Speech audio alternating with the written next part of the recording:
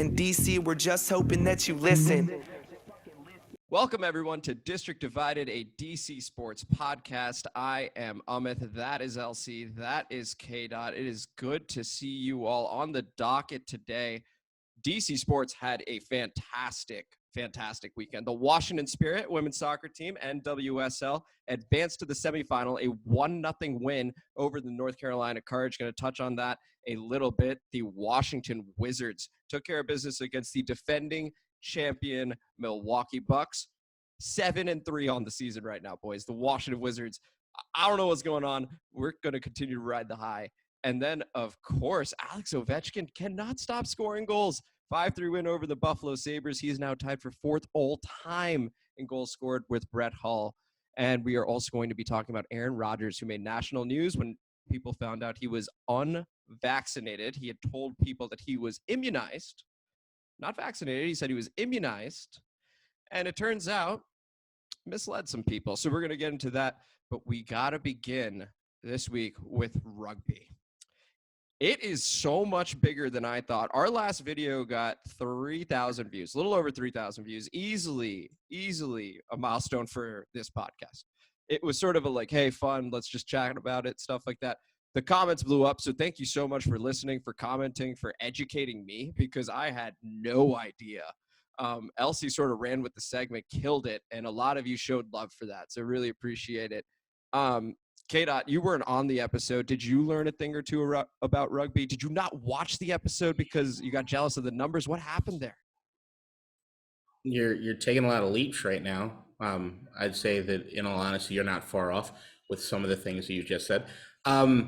So my experience with rugby is a scene in the movie The Departed where the firefighters are playing the state troopers. That's pretty much everything I know as far as the sport goes. I've dug how much the passion LC has had for it, right? And then when you see things like, you see clips like the All Blacks doing the Hawkins, it's like, oh man, that's fucking cool. Like, that's dope, right? Not to mention, I have a take on NFL football, which is that if we stopped wearing helmets, it might be a safer sport because people will protect themselves, kind of like rugby. But I digress. So there's certain aspects of rugby that I'll always respect. Anytime there's a rugby player who wants to try out in the NFL, I'm following that shit. Like, I'm all about it. That being said, I don't have the slightest fucking idea what any of it works. I tried to listen to the other episode, but you're right. I saw the view count. Usually it's the Washington football team thing, which made me feel like I'm a star. Like, oh my God, 2 podcasts now going over 1,000 views. Now you guys just do it without me. And I'm like, all right, it's a sport I don't know about and I'm not involved. Okay, great. I know where this is going. So it's just maybe I'll give it another listen. Because, I mean, it looks like if I want to still be a part of this podcast, people want to comment, I need to get going with the rugby stuff, you know? So, I'll take the onus on me to make sure that I'm well prepared when that rugby season comes. It hasn't started, right? It has not. It has not. Good. So I'll be ready. Just give me some time. LC, floor is yours, Mr. Rugby. But hey, you know, a season opener, like not just Old Glory, but the entire season will open with an Old Glory game in February 5th. And you know what? The timing is so good because it's too early for March Madness. The Super Bowl is gone. The NBA is in the midseason. Nobody cares. Like, we're not there yet on playoffs. What do you got to watch in February? Rugby. There you go. So it'll be the first game of the entire season will be Old Glory.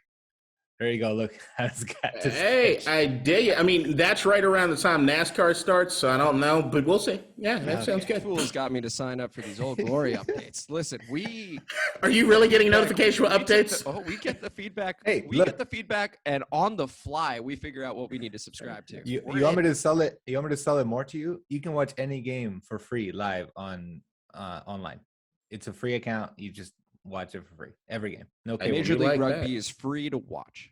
Yeah, I do dig that. I dig that a lot. We don't need to go to Seger Field to watch this. We can just watch it for free from my couch, from my bed, from this table, the studio. We can watch from the studio. Yeah.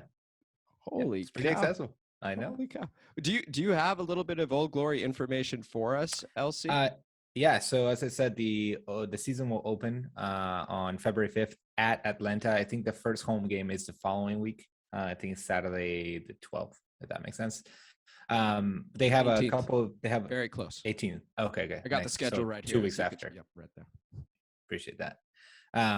They have a couple of new signings. They have one player, Junior Saul, who was playing the Super League, which I won't explain, but it's like one of the best leagues in the world.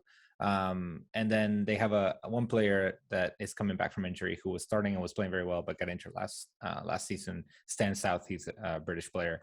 And there also are, this is interesting, if you're out there, you know somebody who plays rugby and is young, they're having tryouts on the 20th and 21st of November for the under 23 Old Glory Academy. So if you have anybody that you know that's a college player in the area, in the DMV area, and you want to just see how you could match up with other people who are trying to become pros, there's some open tryouts for under 23s. Their information is online. You can find it on the website, on Twitter. But yeah, I think if I were 8 years younger, I would have thought about it. Probably would have got destroyed, but I would have thought about it. Wait, did you say where those tryouts are happening? I didn't, but I believe they're probably at the at Segra Field or somewhere nearby. I can find out, but I would assume they're nearby. I mean, they're obviously for the All Glory team, so why would any older tryouts? I wouldn't mind hitting somebody. I didn't see anything for. I would assume that they want like under 23, and if you're good enough, then they'll pop you up there. I don't think they have like open team tryouts, but if you want to hit somebody, there's some club rugby you can probably play. Hey, KDot, if James Vermesos wants to try out, I think he should. He runs a 4.39 apparently. I'm gonna leave that alone. 4.39.40. I mean, in case the Washington football team doesn't have tryouts, because we need to cover somebody. Woo! Yeah, we'll see if James can dust off that 4.39 and come play corner or something for us. Ooh, James. Ooh, James. I'd love to see it. I would love to see. When I heard that on the other, anyway. Listen to ASOS, KDot's other podcast as well. If you know anybody in the area that is younger, that is looking for a rugby tryout, LC just direct you November 20th and 21st. Is that right? Correct. At Segra Field, U23. It may not be at Segra Field, but I'll figure that out right now. Okay. Well, there are old Glory rugby U23 tryouts. That is very cool. And I'm very excited to enter this rugby space as well. Again, very cool to get the feedback that we did. I had no idea. I was looking around. There really isn't that much material out there in terms of like podcasts and in terms of videos and stuff like that. So it is a pretty neat space that at least I'm willing to dive into. LC, I know you are. KDot's already like, hey, I got to level up. So I think we're here. Yeah, until February, I can do this. I'm gonna get a Rugby for Dummies book. Watch that Departed scene a few more times. I'll teach you. I'll teach you a rule per podcast. One rule per podcast. With some examples. We can even do like a video together where we're learning the rules. I think that could be a pretty fun production. Okay. Get Spencer back I in would the love fold. that. He could. I want to know what a scrum is at some point. What's the purpose of the scrum? It's to contest for the ball, but one team has an advantage because they throw the ball in, and so they usually do it in a way. So you just like are you just reaching for the ground like in this thing trying to get? Okay, here's the first rule. Here's the first rule we're going to learn. So the scrum is an 8-player against 8-player formation. So if you look at it, it's 3 on the front, and then you have the 2 and 2 and 1. So it's a 3-4-1 if you wish. And the idea is that the referee will actually have 3 commands. One of them for them to crouch. The other one is for them to make contact, but without pushing. So they sort of lock so that they're ready to push. And the last one is to actually engage and to push. They can start pushing with each other. At that point, the player from the team that has the advantage, the team that has the scrum, will throw the ball to the feet of the players, okay? And the one that is in the front has to kick the ball back to the back of the scrum. And then the player that had thrown the ball runs around to the end of the scrum and picks it up and plays it. Sometimes also the last guy in the scrum will pick it up and play it, but usually it is the one that threw it, just called the scrum half. That is more complicated than I thought it was, and it's still more awesome than I thought it was too. This is cool. Yeah. That makes no sense. I love it. So many rules, and the scrum is like it's complicated to ref, like because there's a lot of rules. Like if you pull somebody down, like that's a penalty. If you push up instead of forward, that's a penalty. If you like put your hands on the ground, like that's not allowed either. So there's a lot of rules on how to like referee that formation, because it can be quite unsafe. Like if you think about it, there's 16 guys, each of them 200 plus pounds pushing. Like if you don't do that safely, it can be very bad. So there's a lot of rules on how to do it. But at the end of the day, in professional, like top level, like most of the scrums go to the team that play the ball. But in essence, it's supposed to be a contest for the ball where the ball goes in the middle. And it's sort of like, it's not tug of war, but like, sort of whoever team pushes further can get to the ball. But in reality, it's like reverse tug of war almost without the rope. Right. I like it. I dig it. Look, I learned something.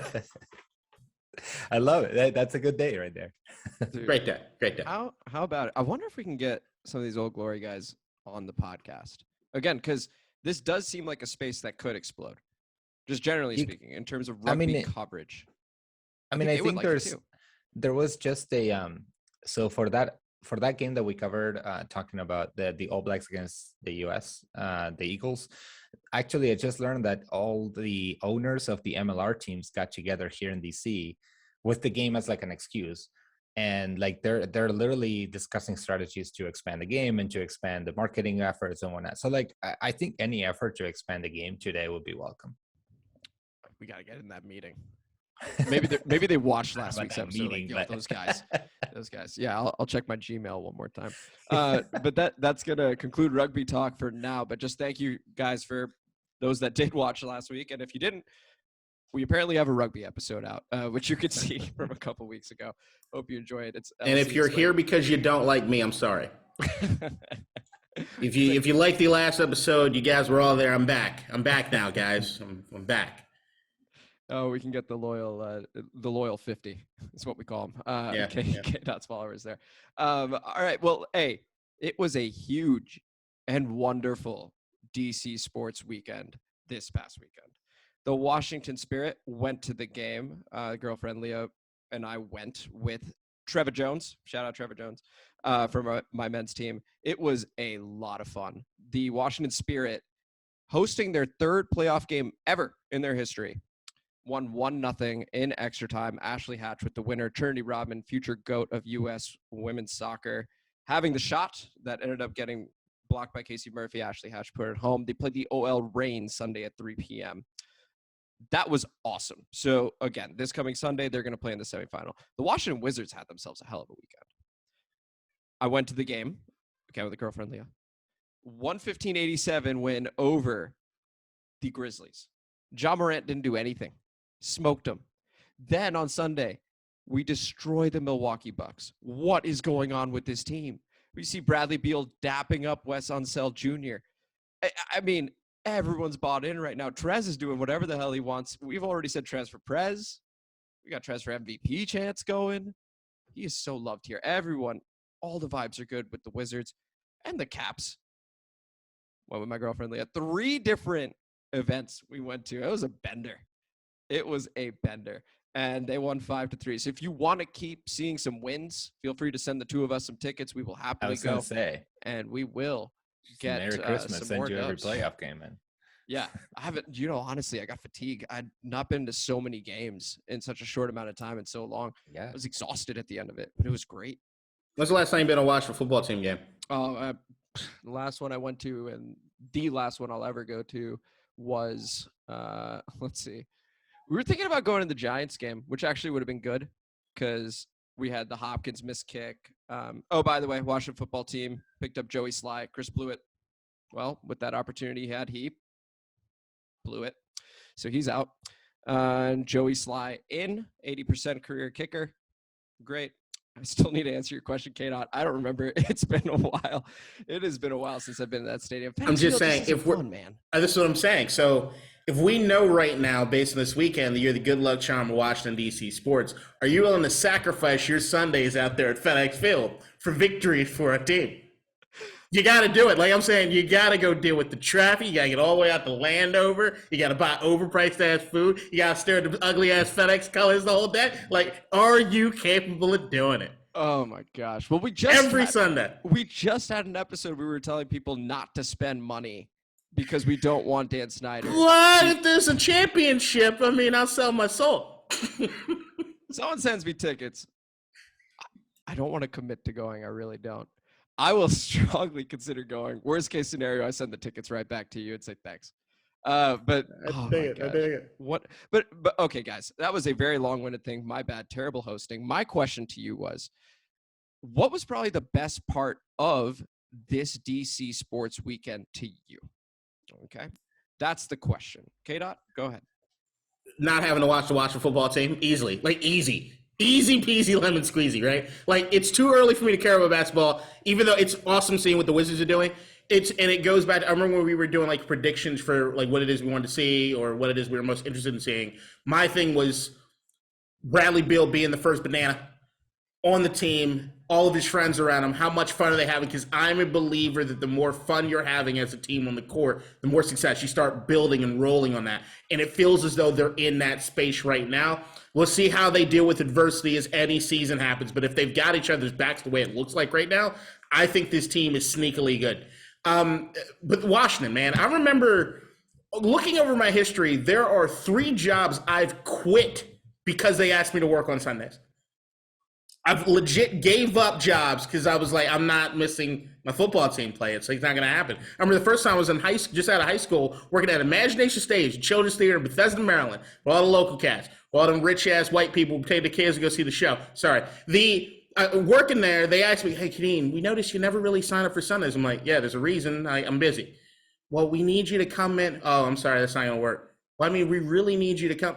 I mean, I'll say yes, but I'm not coming. And I didn't. And it was the last time they saw me. I'm not missing the fucking football team play. And I remember when I did go and work for Geico, it was like, this was my first like real serious job, like 6-figure, like crazy job. And they asked me to work on Sundays and I had no choice but to say yes. But when I did, I could breathe better. I moved around better. My heart felt no more regular heartbeats and arrhythmias and stuff. I just noticed when I would go down to the cafeteria on Sundays and watch the team play, just the heart rate just started going up and started to get more angry. It felt like the bye week's a little taste of that. That's like, I get to focus on my fantasy football team. Or you know what? I'm going to go marathon Ted Lasso with the girlfriend. I don't give a shit. My team ain't playing. It was a wonderful Sunday.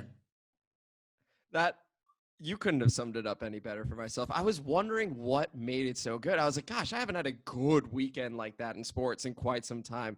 And the Washington football team not playing, probably the best part of it. Elsie, floor is now yours. What would you say was the best part of that sports weekend for you? I mean, you know how much I watch football, so I didn't notice. you guys told me, oh, there's no game. It's like, all right, thanks. Thanks for catching me up. I think the spirit getting through is pretty sweet. I think that especially having gone to a few DC United games this season and they falling short, like I think the fact that we're still in the soccer world representing DC, that's pretty cool. And also, it's semifinals, like that's really close. Like it's not like, oh, they got to the first round or whatever. Like they're in the playoffs now, they're in the semifinals. This is when your heart rate does go up, like I said. This is when you are actually like they're in there for real. So that's really exciting. I think that would be a really amazing thing for the sport, for women's sport in DC to get a title over there. I know we had a couple in the past couple of years, right? Basketball has won, but hey, I'm definitely excited for the Spirit to play. I think it's going to be a really fun game as well, because on the other side of that coin, of that matchup, is the OL Reign. Now, they finished second in the regular season. We finished third, and we played them technically twice. We were supposed to play them 3 times. One of them was a forfeit due to COVID. Right. So we actually missed that game. Yeah. But the 2 times we did play them at their place, which is what we're doing again this Sunday, 3 p.m., we beat them. And I don't really know what that's about, but we found a way to do it. And Rose Lavelle, who used to be on the Washington Spirit, and again, I mean, she scored in the World Cup final. Like, she's on the other side of that. And we are finding ways to get this done. They have a stacked roster. They really do. They have a really, really good team, because they have a partnership with Lyon, like the French team, and they are really, really good. So they send some of their players over on loan. Oh, shit. I did not know that. Right? They have that sort of partnership, similar to like That's Manchester City and New York City FC. They have these partnerships that are starting to pop up between, American soccer and European soccer. And Lyon's one of the best women's teams out there, or at least was in history. So it's going to be a dynamite matchup. Ashley Hatch is the Gold Boot winner. Congratulations to you, Ashley Hatch. And a quick shout out, actually, to 4 members of the Washington Spirit Ashley Hatch, as I just mentioned, Ashley Sanchez, Andy Sullivan, and Emily Sonnet. Congrats to the four of you for being called up to the U.S. women's national team. Big deal. Emily Sonnet has done it many times before, but still, congratulations. Andy Sullivan, pretty new on the scene. She'd been around a little bit, got hurt badly. Now she's getting involved again. She's scored a number of times recently for the women's national team.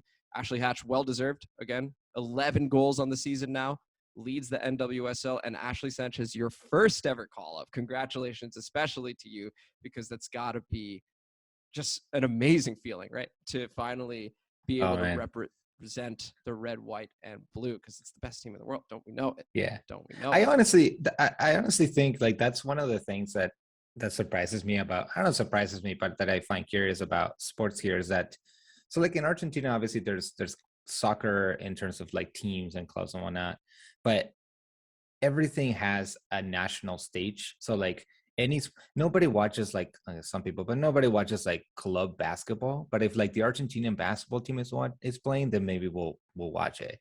And obviously the World Cup is insane for soccer. And like even in tennis, there's like the Davis Cup, which is like in teams, and those teams are based by country. And like, oh, we'll watch tennis because they're representing the country.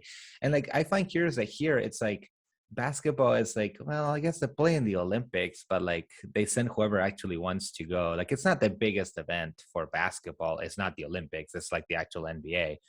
Football, there's not like a national level company who are you going to play against. Even in baseball, it's like sometimes you get a few things, but it's not like club sports here or team sports are much bigger than like national stage. And I think in soccer, it's one of those sports where it's so universal. It's like worldwide is so big that there's a lot of national competitions. And like for me, it was always like, if you were a kid in Argentina, like your dream was to play in the national team. Like that was the goal. It wasn't to make it to first division. I mean, yeah, of course you need that first, but it was to play in the national team. Like that is when you made it. That's when you become unforgettable. And I'm not even Argentinian to be dope to represent Argentina on the national team. That would be sick. Are you kidding me? The history behind that country. That would be freaking cool. One other thing, just before we move on, Trinity Rodman did actually get called up. Whoa. One more time. That might be where I insert that in. Sorry, my voice went crazy. Trinity Rodman did actually get called up to the U.S. women's national team, but she did opt out. It was her and Mallory Pugh that both got called up to the women's national team, but opted out. They didn't give reasons. Some people are speculating it may be a vaccination thing because, you know, everyone that's going to Australia to play those two friendlies are vaccinated. Personally, I hope that Trinity Rodman chose to get vaccinated, but her body, her choice. We're about to talk about it with Aaron Rodgers and the stuff he said. I'm hoping that is what it is and it's not something else. But yeah, because she is going to be incredible. Trinity Rodman is an unbelievable player, and she's progressed so much this season from being, you know, this mercurial talent that. What am I trying to say? That, you know, had a bit of a temper at times. She wasn't used to people just kicking her consistently and being able to keep up with her speed-wise.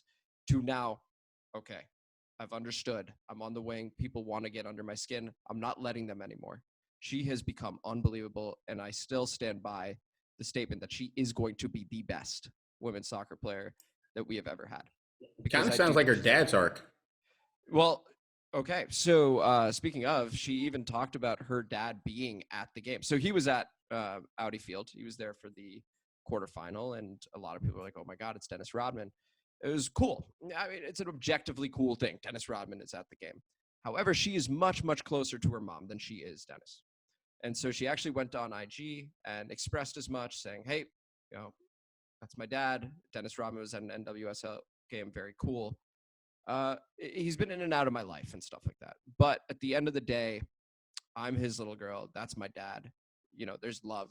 And, you know, I hope that basically we can continue to mend the relationship and stuff like that. And there was a nice photo of them, you know, hugging and stuff like that. So I do hope that that continues for them, because that would be really, really cool.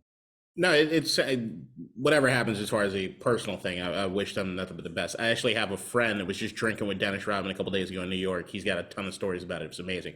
But I was saying that it sounds like Dennis's career arc early with the bad boy Pistons and what it is he was trying to get. Or during these early stages of Dennis's career, he was a bit of a hothead, and not many people knew exactly what it is. And then he finally got to a point where the Bulls, it's like, all right, he's got the crazy hair colors. He's giving it his all, but you couldn't really affect him. Like, he wasn't that. He would affect you in a sense of the mental games, but there was nothing you could really do to get under his skin during a game. You just knew that he was going to give 110%, and it was sort of a market change in Dennis Rodman as he went on. So it's just to hear you say that about Trinity. She might not be close to him, but it just sounds as though maybe from a genetic standpoint, there is a little something as far as that temper that might tick. But I'm telling you, if she unlocks that part of it, that's made Dennis so great past that certain point. Nobody can outplay him. Nobody can work him on that court.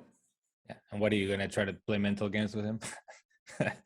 Good luck. Like, why would you play him at his game? Yeah. No, absolutely. Yeah, she has shown remarkable improvement. Again, basically That's getting awesome. the assist to put us through to the semifinal. So anyway, I think that's everybody's favorite thing. I think for KDot and I, we're so passionate about the Washington football team. Our favorite thing was the Washington football team not playing.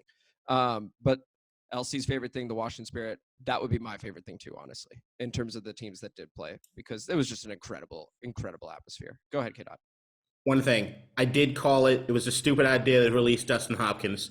Ron Rivera, stop listening to assholes on Twitter and letting them dictate what it is you're doing. It was really, really stupid. And he kicked the game winner, I think, for the Chargers this last weekend or whatever team he's playing for. Territory. Yeah, exactly. So it's like, I'm sorry, you do not want to play the kicker carousel mid-season. It never works out.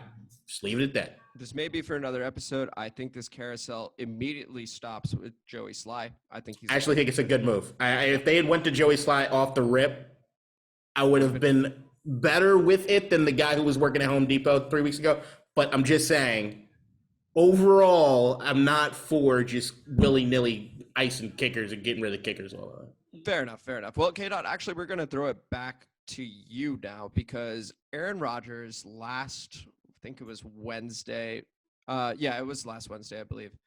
It was reported at around 10:50 a.m. from Tom Pelissero of NFL Network, that he was unvaccinated and that he had contracted COVID and that he was going to miss not 3 days where he would need back-to-back negative results, 24 hours apart to be able to play on Sunday against the Kansas City Chiefs. He would actually be out 10 days. Okay, and now this was a big deal because early on in the offseason, when he finally returned to the Green Bay Packers after the saga of, it looked like he was holding out, looked like he didn't want to play for the Packers again, he was asked, are you vaccinated and what is your stance on vaccines? To which he said, yeah, I've been immunized. He went on to also say that I know that there are some guys over here that have not been vaccinated, and I don't judge those guys. So he was basically positioning himself in the corner of, yeah, I got it, right? He said, yeah, and he said, yes, he said immunized, but he also said those guys, right? Not us, those guys. So that ended up rubbing people the wrong way. They felt lied to. They felt misled. He ends up going on Pat McAfee's show, where he does a Tuesday segment every week. He did one just today at the time of this recording, cleaning some stuff up. But he more or less doubled down. He talked about the woke mob. He talked about not being an anti-vax flat earther. He talked about consulting Joe Rogan for medical advice, that the right was going to champion him, the left was going to cancel him, and politics are a shame. He said a whole bunch of stuff. And KDot, I immediately thought of you because you, when it comes to Aaron Rodgers, have a lot of thoughts and opinions and stuff like that. And I would love to hear your thoughts on what he had to say about this stuff. All right. I've gone really hard in the paint about Aaron in the past on various podcasts or wherever you can hear me speak into anything, right? And past a certain point, I then realized that I don't know him personally, so I had to kind of rein it back in. Then I was reminded by somebody, you know who you are, you're probably not watching this, but you know who you are, that got me to really rein it in past a certain particular point in time, and I understood it. This is really inexcusable. And I think the biggest part about it is that it speaks to a grander thing that I've always talked about when it comes to Aaron, which is that he shirks responsibility at almost every turn that he can do it. And it's been something that the reason you guys have seen me here on this podcast, I think, a couple times rail against Aaron and his clutchness or his me thinking in a general sense that the way that people speak about Aaron when it comes to this football thing is a tad overrated. He kind of gets away with not getting the criticism that a lot of other quarterbacks, if they were in his situation, would get, in the sense of the talent that has been around him that people claim all the time like he's got nobody to help him. And the fact that over a period of time, he's repeatedly thrown other people under the bus, whether it be his offensive line in certain games, whether it be the thing that I've disagreed with, which is the talent that they put around him. I'm sorry, if I look at majority of this Green Bay wide receiving corps over the years, pretty fucking good players. And running backs, they've had some pretty fucking good running backs to come through there. I'm just saying that if we're looking at that guy dependent on compared to some of the other guys in the Super Bowl era, the Eli Mannings who have multiple ones, Ben Roethlisberger who has multiple ones, I'd be really careful to say that he doesn't have the talent level around him is not that far off compared to some of the other guys who've gotten it done without less. But even with that, the complaints that you were hearing last year as far as the front office not doing enough for him, or he wants this or he wants that, at the end of the day, there's sometimes I'm looking at like the end of last season, I'm like, where are you taking responsibility for what you did on third down? Where are you taking responsibility on what you did on fourth down? I don't want to get too personal with it, but I think everybody kind of knows about the family dynamic. Jordan Palmer went on The Bachelor, and you heard what happens as far as, even though it was a little over the top, they leave an empty chair at the family dining room table for Aaron if he ever decides to come around and be around his family anymore. There's some of the words that Olivia Munn has said over the years about Aaron. To me, the biggest thing is that Aaron has done such a good job this year of doing the Pat McAfee show, of being more open and out there, and I think he's loving people liking him. But the moment the criticism comes, the moment it's time to put the lens on you as far as like where you're really at, is the moment he shrinks, is the moment he wants nothing to do with it, which is where it's like, as much as you might disagree with Kyrie, much as you might fucking despise Cole Beasley, they stood by where it is they were going to be on it. They didn't try to hide away and be punkish about it. They understood it's going to come with some flack. I'm going to stand right here. I'm going to take it. And today, when he was on the Pat McAfee show, he opens it up apologizing for if I was misleading.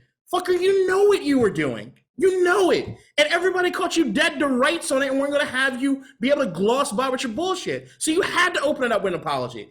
And then it felt like almost a shot at Colin Kaepernick later on, which I'm not an activist, I'm an athlete. That's not what you were saying last week as far as you want to be a voice of the people that I don't want these mandates, or I want people to be able to, there are people that are being forced because of work or this, that, and the other to get vaccines. And then that, motherfucker, pick a side, pick what it is you want to do, and they come to us when you fully flesh it out.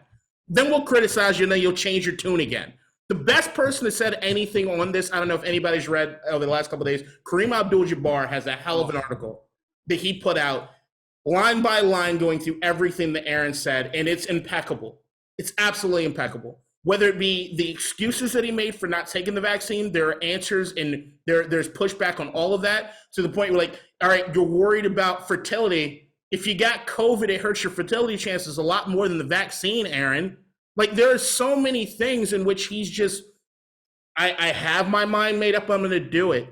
And it sucks that it's been pulled in this political landscape, because there's some people, Joe Rogan, who gets a lot of flack. I appreciate some of the free thinkers in that way that aren't afraid to say things. I will appreciate that. But when you're full of shit, be able to accept the fact that you're full of shit.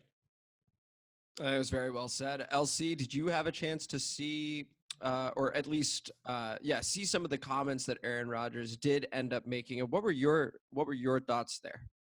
Yeah, I heard a little bit. I mean, I think it's one of those things where, sometimes like players, I think people talk as if they were talking to just the people in front of them, right? Like they forget that whatever they say will be heard by thousands, maybe millions of people, and therefore will be scrutinized and criticized. So you can't just say like, I heard about this fertility thing, or like, you can't just say things that you're really not sure about, that maybe you would talk to a friend about, and then like you can text them like, hey, actually I looked that up, that was bullshit, like my bad.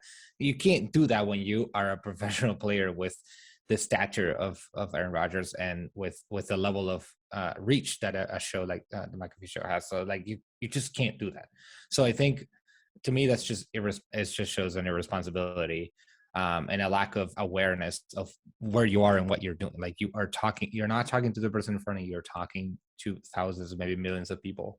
And I think that this one it's aggravated by the whole history of him saying that he's immunized. Like, I think kind of like what Kadeen said, like if this was his stance from day one, was like, hey, I don't think this is safe for me. I'm not going to get it.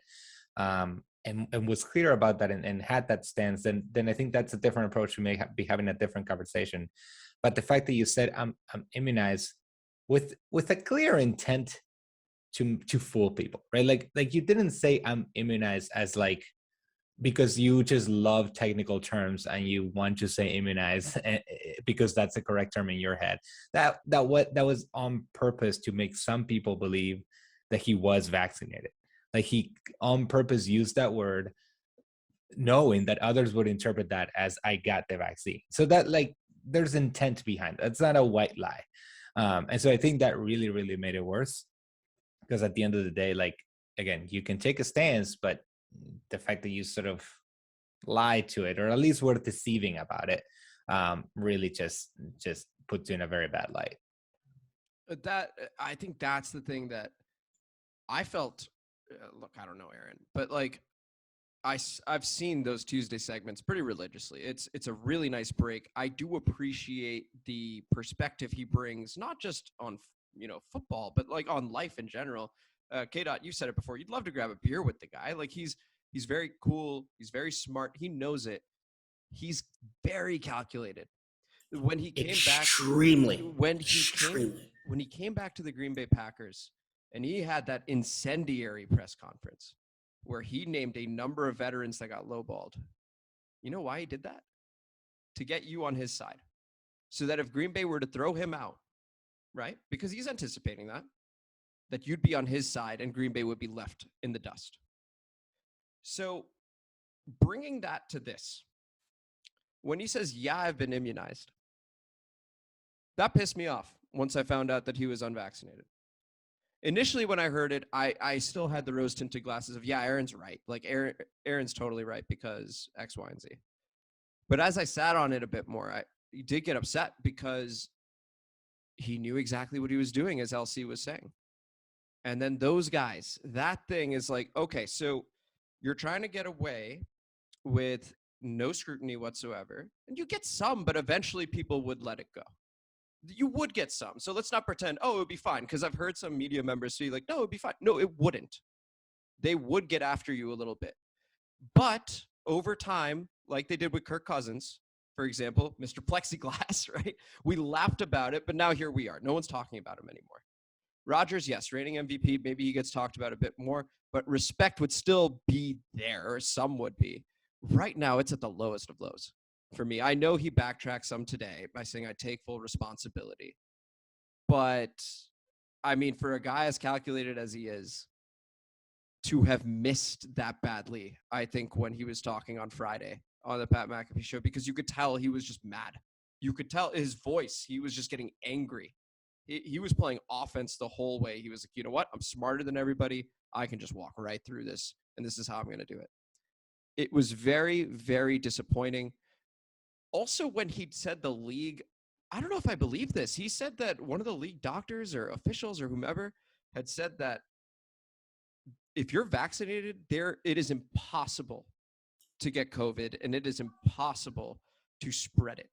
And I have a very, very hard time believing that someone associated with the NFL actually said that to him. So the moment he cited that as the centerpiece of his entire argument to, I'm not going to win this petition to be vaccinated or to be classified as vaccinated, that's, Kadeen, as you said, that's when I began thinking about, well, the front office, what all was happening this past summer, the summer before that. Everything went into question the moment he centered something on something I found simply unbelievable.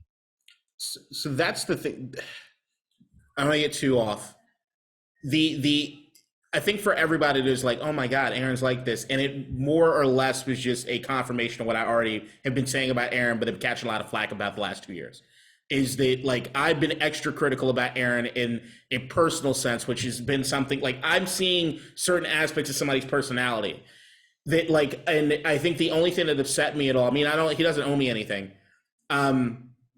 The Aaron Rodgers press tour this year, as far as the Jeopardy stuff, the Pat McAfee stuff, the fact that you can't go 2 seconds, except this week, without seeing a fucking State Farm commercial. Like the Aaron Rodgers press tour, because now looks like because of the Hollywood connections that he has now with his fiance, he's hanging out with Miles Teller. Miles Teller also had an entire production for Paramount Plus shut down because he refused to get vaccine, cost the company millions of dollars. These is who he's hanging around. So it's like, yeah, I see red flags. And then this year it's been like, I've been getting, especially my friend Brendan, and you know Brendan, he's been looking at me like, oh, you like Aaron now, don't you? I'm like, yeah, I mean, he's a likable dude, but just like you have the friend that has that gaping character flaw, and it's like hard to be around this person. It's this dude that's so hypersensitive to anybody being critical or criticizing them, where you can't even have a constructive conversation. You can't be honest with him because you know he's going to fly off the handle the moment that you say you would take his ball, just go home. Oh, I ain't mess with you. Like, that's the type of dude he is. One thing with the league stuff that I do want to make sure that when we're talking about who would catch flack where, people came down on Lamar fucking Jackson, and what Lamar's had to wear in the interviews, being in the Zoom shit, no exception been made for my man Lamar, period, this year. But Kirk Cousins can do some things here and there, but Aaron Rodgers can do some things here and there. I'm just saying, on top of the emails and everything else, I see this also what makes me upset, beyond Aaron, because once again, he doesn't owe me shit, is that, once again, the league is cherry picking who it is they give preferential treatment to. Again. And that's something that a part of it that I don't hear people talking about enough, is that this is another case. One really funny thing actually on that is I decided to look because we've talked about you have to wear a mask at all times. And some of those are draconian measures, as Aaron had said. He's right. Because there is a heavy incentive for you to get vaccinated. That's what the league wants. They want their players to be vaccinated. So yes, of course you're right. But one of the funniest things I saw was I was like, well, I wonder, has Kirk Cousins been wearing a mask during these press conferences? A week ago, he wasn't. After the loss to Baltimore, you bet your ass he was. I ended up seeing the video, and he was wearing a mask. And I was like, oh, can't help but wonder what changed this week. It turns out another NFC North quarterback did not get vaccinated. Here we are with a mask on tighter than I've ever seen one on Kirk Cousins. It was just hilarious. But hey, Aaron Rodgers box office, he moves the needle for people. That being said, given what just happened, I've got concerns. I'm on your side now, KDot, in terms of just like, holding him to that higher standard. I think I always gave him a pass because I see the arm talent, and as just a sports fan, fall for it. You're just like, yeah, I love that he can make every throw. I love that he can do sometimes the impossible, similar to what Mahomes can do. And it looks like he doesn't have the talent. He has enough. That defense held Kansas City to 13 points. If Rodgers plays, they win. They were 6 points away and 2 missed field goals away from tying the game. That team's good. The Green Bay Packers are good, and they're in Super Bowl or bust mode. And if they don't win, they know who they're looking at, and they know why. I would tell you one more thing for people to look back at from a character standpoint with Aaron. I want everybody, it's something that I've done, and I've tried to use it as examples for other people, and they refuse to see it. The former wide receivers that have played for Green Bay and what they have to say after they leave. As far as the way that he treats them, as far as the fact that Tom Brady's notorious for being a dude that can go off on a wide receiver and then be the same dude to run over and say, my bad, I got emotional. This is what needs to happen. Aaron makes you feel isolated as shit on that field. There are sometimes where if a receiver fucks up, that dude looks terrified. Ain't nobody talking to him because it looks like they talk to him. They might get the air of Aaron. I'm just saying, Aaron carries himself in this way, period. And there has to be some movement for him because he's too likable a motherfucker to be this much of an asshole. Well, he talks about being the critical thinker, the free thinker, being interested in growth. He even said it today that, he surrounds himself, he wants to be able to have these conversations to grow. So maybe he will. I need to send you guys this article because I'm pretty sure I read it. There was a time where he and Mike McCarthy, the old head coach, now the coach of the Dallas Cowboys, they didn't like each other. That was what it was. And apparently, if Mike McCarthy asked a wide receiver to run a route in practice, Rodgers would tell him to run a different route. And the receiver would have to choose. Am I listening to coach or am I listening to the QB? And if he listened to coach, Rodgers wasn't throwing him the ball the rest of the day. If he listened to the QB, then he throws it, but McCarthy's mad at him. He was intentionally, I'm starting to think that might be true. He was intentionally It's true. He was intentionally dividing the offense. It's crazy. all true. Stop doing it. Like, we love to watch him play. Look, he is, from an athletic standpoint, the most talented motherfucker maybe ever. Only Mahomes that I've seen go in there and look better than him as far as being able to do anything on a football field. He's an asshole. But, hey, listen, the same fear people had when they were watching Peyton Manning. Austin Collie talked about it. A few others talked about it too. Peyton Manning's hilarious too. Like he had Lucas Oil trained. They talk about it on Monday Night Football. Eli said it perfectly. He's like, man, if there was a kid looking to buy cotton candy, he knew to be quiet on third down. He had to just wait to buy that cotton candy until Peyton Manning ran that play, and then you go ahead and you can do it. The only other thing I say about Peyton is that he accepted guys to yell back at him. One of the best videos on a football field ever is the Jeff Saturday versus Peyton, who are like best friends, and they are screaming at each other over something stupid. But it's just Peyton invited that. Aaron's the type that if you yell back at him, he's not going to throw you the ball another time, and he's going to slowly watch yourself kind of lose your entire career. That's what happened in Green Bay. And I like Randall Cobb, and that's why Randall Cobb's getting it. He just loves Aaron. I mean, it's, you know what? I'm going to leave it alone. I don't want to get another phone call. All right. Sounds good. Elsie, any final thoughts on this topic here? Oh, man. I mean, in case you have any doubts, vaccines are free and safe. That's it. The public service announcement, the public health announcement from Lautaro Cabrera. I appreciate it. Vaccines are safe and free. No better way to end that segment, by the way. And effective. Yeah, Rodgers role model. He knows it. Like, yeah, he said some things he probably shouldn't have. Just trying to counter the balance. Like, just, How about we put some positive spin here? Get the vaccine if you haven't. You'll be fine. just saying. You'll be fine. Do some research. You're like 11 times more likely not to go to the hospital or die. There's some good things attached to this vaccine as well. But anyway, that's going to conclude it. No State of the Union. I think we more or less gave that to you in the DC Sports Weekend stuff. This is District Divided. Thank you so much for listening and to some of our ramblings as well. I am Amit. That is LC. That is KDot. We will catch you guys next Wednesday, as we always do, around 3 p.m. KDot and I are probably going to do a very depressing episode of the Washington football team preview show where nothing is going right. We might even talk about some college quarterbacks. We will see what happens there. But until spoiler alert, they're going to lose. we play the Buccaneers this week. Have a blessed week, and we will see you guys next week. Take it easy.